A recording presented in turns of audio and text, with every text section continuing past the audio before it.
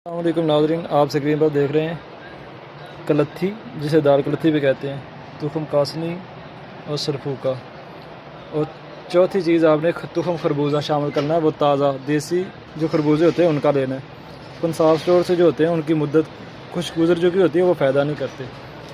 तो आपके इसमें बनाना है 2-2 तोले लेने, हर एक चीज़ 2-2 तोले। और तमाम अदविया को रात को जो कोप करके 3 पाव पानी में भिगो दें।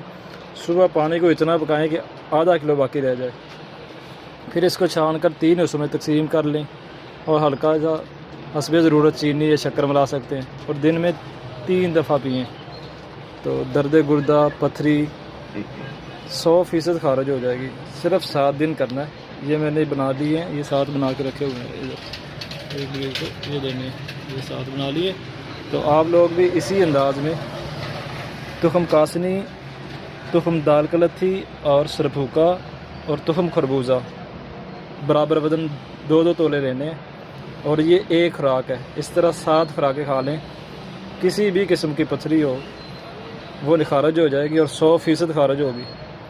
तो बनाएं और इस्तेमाल करें और आगे शेयर कर दें ताकि दूसरे लोगों का फ़ायदा हो जाए। अस्सलामु अलैकुम।